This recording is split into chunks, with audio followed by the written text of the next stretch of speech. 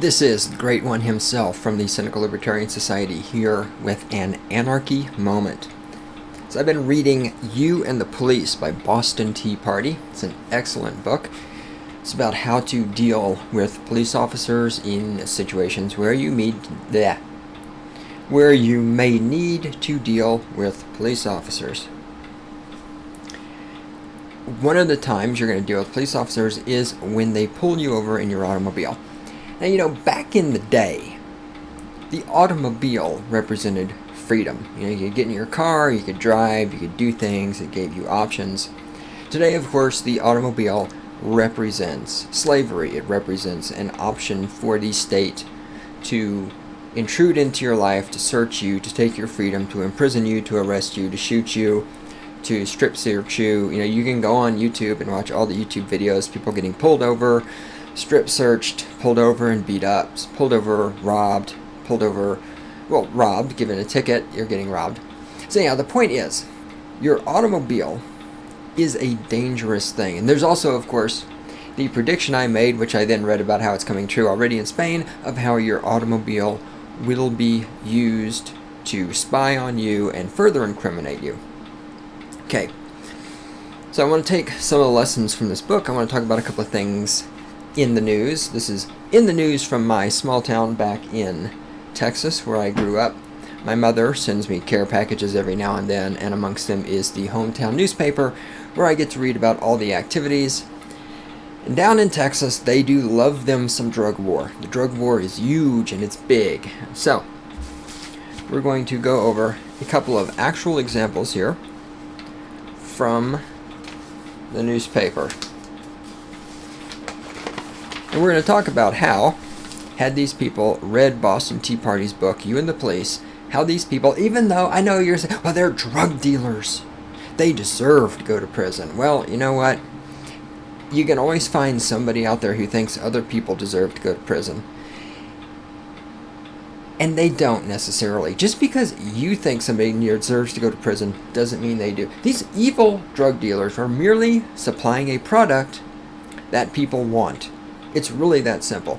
As I've said before, in the drug war, the ultimate problem with the drug war isn't that drugs are bad, okay, or any shit like that. Okay? People want drugs. That's why drug dealers can sell drugs. Because people want them. If you want to solve the problem of drugs, you don't do it by making drugs illegal. You don't do it by putting drug dealers in prison. You do it by finding out, why do people want drugs? And then addressing the root cause. Okay? It's like, I can't sell my dirty underwear. Okay, I've never actually tried. I'm going to grant you that. And yes, I know in Japan, people pay money for soiled women's underwear. Okay, but we're not talking, this is in Japan, and I'm not a girl. Okay, I can't sell my dirty underwear. You know why I can't sell my dirty underwear? Because nobody wants them. The reason drug dealers can sell drugs is because people want drugs. Figure out why people want drugs, and you can do something about that. And you can change their behavior. But just making shit illegal doesn't work. Okay, this has nothing to do with You and the Police. So here we go. First one, we got the picture here of the cop and his dog, and the spare tire that was full of marijuana, and the big giant bricks of marijuana, 28 pounds of it, yeah. So it says here, Fayette County Sheriff Keith Korenk reports that on Monday, May 20th, a traffic stop by Fayette County Canine Handler Deputy Randy Thuman results in an arrest for possession of marijuana. Fayette County Canine Handler Randy Thuman stopped a pickup truck traveling east on Interstate 10 for a traffic violation.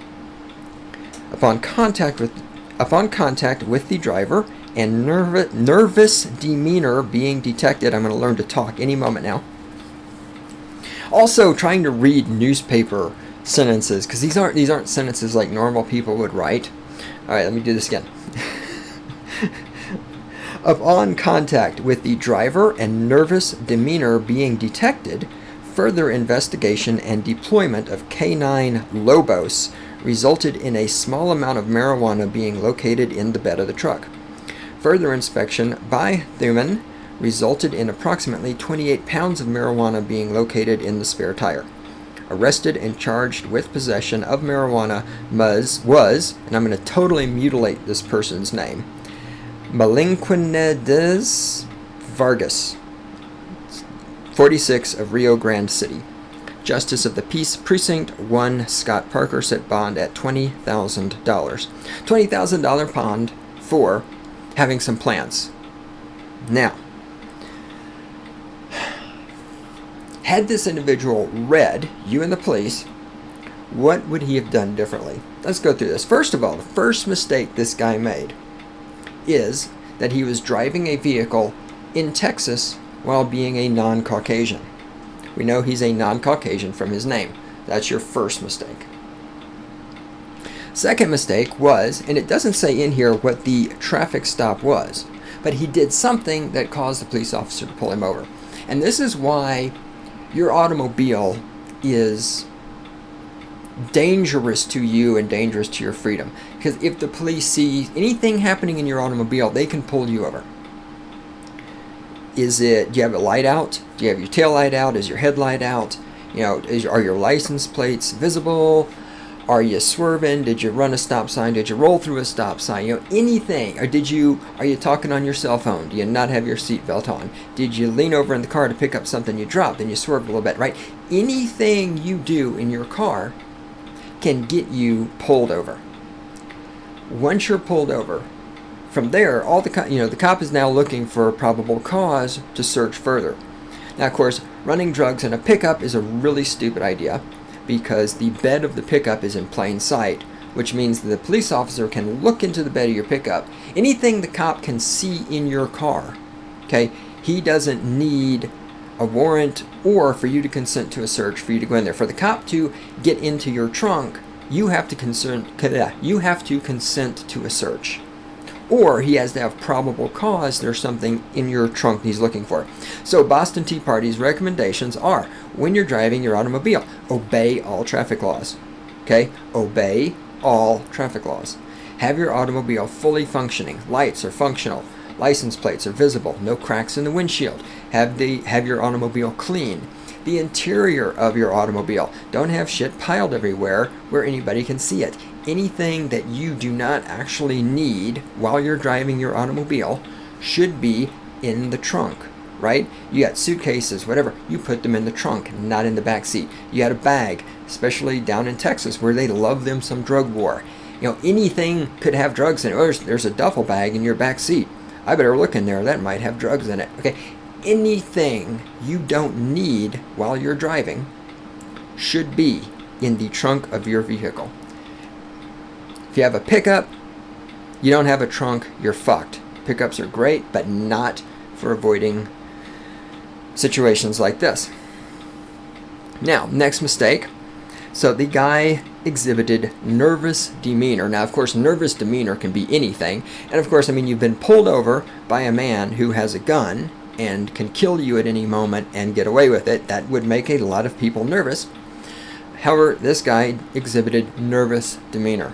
So this was all the police officer needed. This is probable cause. The guy looked nervous. I'm going to get out my dog. Now here's the thing. The dog sniffing, you don't need a warrant for the dog to sniff, right? For the cop to go inside your spare tire without probable cause, he needs consent to search or he needs a warrant.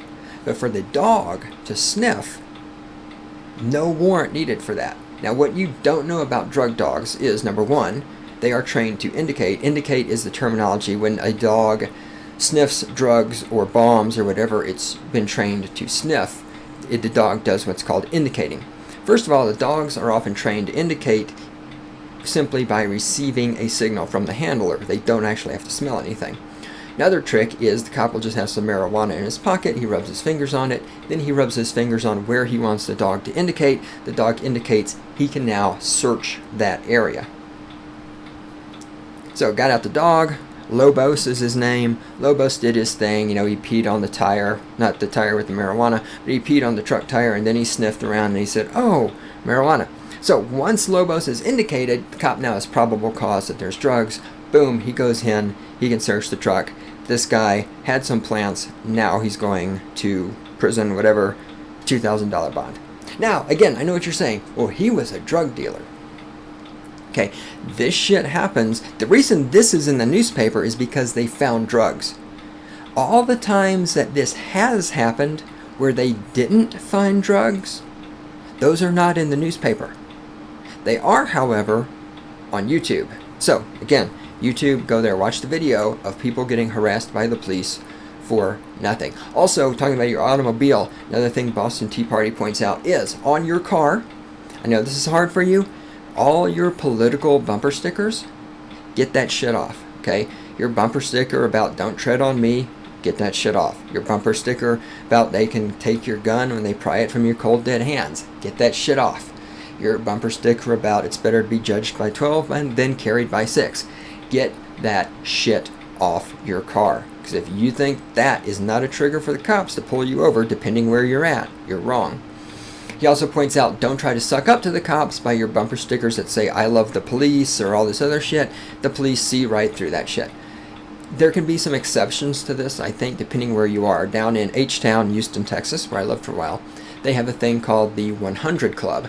You donate $100 to this group, and they put this money in funds, and this money is given out to widows and orphans of police officers and firefighters who are killed or die in the line of duty.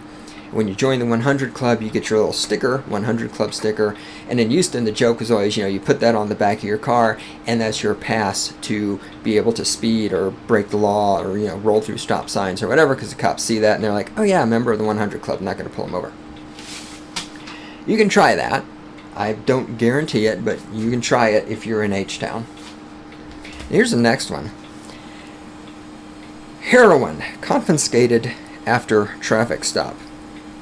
Oh wait, this is Fayette County Deputy Randy Thuman and Lobos. Hey, it's the same guy and the same dog. Oh, good couple of weeks for this guy. Okay. Fayette County Sheriff Keith Coran reports that on March 7th, Fayette County canine handler Randy Thuman stopped a pickup truck traveling east on Interstate 10 near mile marker 658 for an obscured license plate. Obscured license plate is why they got pulled over. Again, everything that happens from here on out happens because these people were dumb enough to run drugs, specifically heroin, and I'm not saying that they're good people. Not saying, all right, just pointing this out. If you're going to run drugs, don't have an obscured license plate, people. Okay? If you're going to be a drug dealer, if you're going to be a drug runner, you need to be a little bit smarter than this. Okay? You need to be a little bit smarter. And this is a great example of how evolution works, natural selection, right? People who are smart enough to run drugs without getting caught, get away with it. People not smart enough don't get away with it. All right. During the course of the investigation, Thuman became suspicious about their itinerary as their route was elongated from Welsico to Houston. Now, I don't know where Welsico is, but here's another important thing that Boston Tea Party talks about. So apparently, this deputy was interrogating them. By interrogating, I mean asking questions. Ask them questions, where were you at? Where are you going? These are the kind of questions you do not have to answer. Here is something very important for you to understand. If a police officer is asking you questions, it's because the police officer believes the answers to those questions can be used to incriminate you and give him probable cause to search you or detain you or arrest you. Okay? Police officers do not ask you questions because they're being friendly. Let me say this again. A police officer is asking you questions because he believes the answer to the questions can be used to incriminate you. Do not answer questions. Do not, do not answer questions. When you're pulled over, you do have to show a driver's license, you have to show proof of insurance, all this other stuff. You do not have to answer questions like, where are you going? Where have you been? And in the book, which I'm not going to quote the book, you need to just go read the fucking book, Okay, and by the way, I'm not Boston Tea Party. I didn't write this. I'm not getting any money, but you need to fucking read the book. In the book, Boston Tea Party explains to you things you can say to the police officers when they ask you questions like, where have you been? Where are you going? You know, they cannot ask you questions like this unless they have reasonable suspicion that you have engaged in a crime. And then you ask them, what is your reasonable suspicion? There's other stuff as well. Let's read the book, okay? But if they say, if the cop says there was a crime 2 miles down the road, where are we going? That's maybe in that circumstance you can do something, but maybe you shouldn't, all right? It's always an individual thing. The point is, we say this for a third time for those of you who are stupid. And I know what you're thinking, but I've done nothing wrong. I have nothing to hide. Again, go to YouTube. Look at all the people who didn't do anything wrong, who are getting harassed physically, mentally, verbally by the police. Look at all the people in prison who over time it's found out, oh, they were actually innocent. Okay, if you think you have nothing to hide, you have nothing to fear, you're a stupid motherfucker. Move to England, because they have that attitude over there. All right, let's get back to reading this. All right, so anyway, so the cop says, what's your right, where are you going? They told him they're going from here to there to whatever. He decided that he became suspicious because their itinerary, because of their route, was elongated. This is probable cause in Texas for the police. Your route sounds really elongated to me. I'm going to get my dog and search your vehicle. Also keep in mind, if you're saying, but I don't do drugs, I've never done drugs, I'm not scared of the dog, I've already pointed out that the dog will indicate when the cop wants the dog to indicate whether drugs are there or not. Another thing to keep in mind is, did you buy your automobile used? How do you know the people who had the car before didn't have drugs in it and some residue is still there? Because the dogs have very sensitive noses. And what about all the people who have ever rode in your automobile? Have any of them ever had drugs? The residue lasts a long time. Okay? As Boston Tea Party says, anybody who has drugs on them, has used drugs, whatever, you need to ban these people from your automobile. Do not let them in. And if you have passengers, remember, if the passengers got drugs on him at the time and you don't know anything about it, that doesn't fucking matter. All right. 3 automotive batteries located in the bed of the truck. Again, drug dealers using pickups. Not very smart. 3 automotive batteries located in the bed of the truck were inspected by Thuman, and signs of being tampered with were present. Upon further inspection and disassembly of one battery, it was determined that it contained 6 kilos of heroin. Further inspection of the remaining 2 batteries also yielded that they too were, they misspelled were, they spelled it where. yes, journalist protecting us from, journalist, Fourth Estate. No spell checkers though. That they too were where that they too were contained a 6, oh my god. I'm sorry, I can't help it. Alright, I'm going to read this sentence as it's actually written, because I'm reading this and then my brain is trying to correct it. That's why I'm struggling. Further inspection of the remaining 2 batteries also yielded that they too were contained a 6 kilos of heroin, making a grand total of 18 kilos. For those of you who can't do math. An estimated value of the heroin is approximately $4.2 million. Arrested and charged with possession of a controlled substance and the intent to deliver were Pedro Carrillo, 56, and Donna and Ruben Carrillo, 37, of Wilsco. I'm probably mispronouncing names. Just as the Peace Precinct, blah, blah, blah, set bond each at $1 million. Again, also a big part of this was that they were brown and they were driving a vehicle in Texas. So yes, I understand. You're saying, but those were drug dealers. They deserved it. Let me say again, all the times the cops pull people over and harass them when they are not drug dealers is not what you read about in the newspaper. And the point of this isn't to say these people shouldn't be in trouble or should be in trouble or anything else.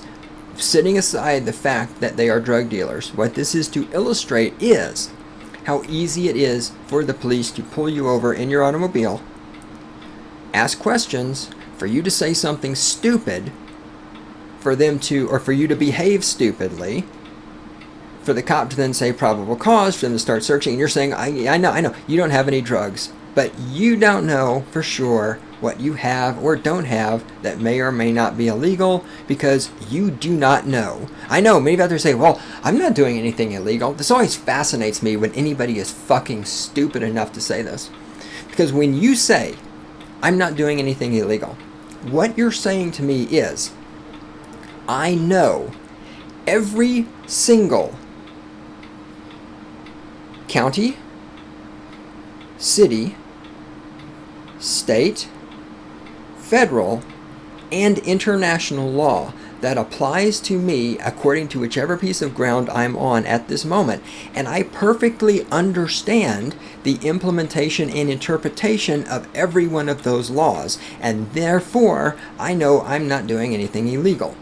Okay, and the number of people who fit into that category are zero. Nobody knows every law. Again, read the book. It's entitled 3 Felonies a Day. It will explain to you that every single person alive in the United States is violating at least 3 federal laws every day. I know you think you're not breaking any laws. You think that because you're stupid. That's why you're a statist. Unless you're listening to this and you're not a statist and you're an anarchist, you already know everything I'm saying is true. And if you have not read Boston Tea Party's book, you need to go do it. Let me close with this. On this page in the newspaper is the Colorado County Sheriff's Report, which is in smaller text than the rest of the newspaper and still takes up about 1/3 of the page. So if it were in the same size font, it would be a good half the page in the newspaper. And this is everything the Colorado County Sheriff has done in the week. Now down underneath this, because this newspaper comes out weekly, there's not enough anything in Weimar, Texas to have a daily newspaper. They barely get by with a weekly newspaper because they have a lot of really big pictures of all the people playing sports. Underneath all this is the Weimar Police Report. I want to read this to you. And my socialist, communist, Obama-loving statist mother has a little commentary written down here. She says, "They work so hard!" exclamation mark. And this is the statist attitude, that the police need to be doing more. Yes, they're just not doing enough. They need to be harassing more citizens. So now here, this is the activities of the Weimar Police Department for an entire week.